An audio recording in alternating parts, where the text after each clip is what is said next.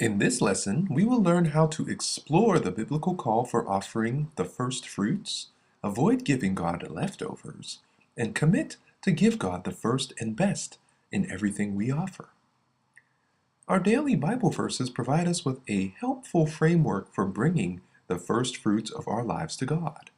Proverbs 3 teaches about giving God the first fruits of our hearts, honoring God with our substance and all of our increase. We learn about the 144,000 who gave themselves as first fruits to God, following the Lamb wherever he goes in Revelation 14. Paul talks about gifts in light of them being a sweet-smelling offering to the God who supplies all of our needs in Philippians 4, which also corresponds to the sweet savor unto the Lord that Leviticus 2 uses to describe the meat offering. Leviticus 22 describes the burnt offering that is to be made with an animal without blemish. This brings us to today's passage in Leviticus 23. The observation of first fruits was a Jewish celebration that was linked to the observance of the Passover and the meal of the harvest, another important time of observance for the Jewish people. The observation served as a reminder to the Israelites that the harvest they enjoyed belonged to God and was a result of God's goodness.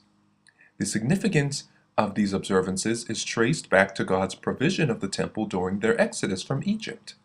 Likewise, the offering of first fruits was an opportunity to show thanks for God's provision by giving the first of the harvest back to God as an offering. And this brings us to our key verse for today. Speak unto the children of Israel, and say unto them, When you be come into the land which I give unto you, and shall reap the harvest thereof, then ye shall bring a sheaf of the first fruits of your harvest unto the priest. Leviticus 23, verse 10. In bringing the first fruits to the Lord, the Israelites were expressing their gratitude to Him for His faithfulness, but also their faith in His continued provision. With this small offering of a single sheaf of barley, they recognized that all of their future harvest is also from God. Each year, the Israelites would remind themselves of God's power and favor for giving them a good harvest, as well as His faithfulness to give them a harvest in the future.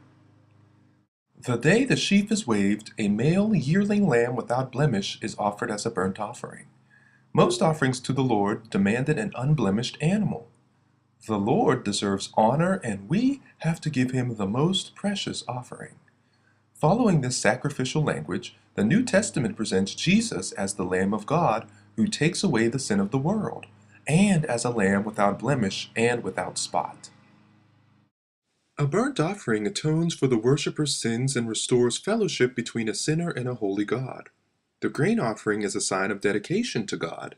The sweet savor or soothing aroma often represents the people's prayers raising favorably to God. A drink offering or libation is a liquid offering, usually wine, that is actually not ingested at all, but poured out. Unless the sheaf is waved and all of the accompanying offerings are made, no one could eat from the harvested barley.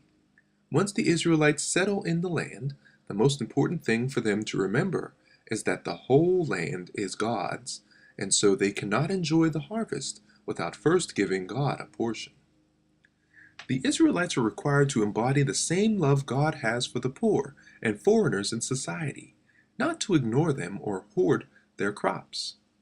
This passage also indicates that God has not provided only enough for Israel, but more than enough, so that Israel can be a blessing to others. Here's our lesson.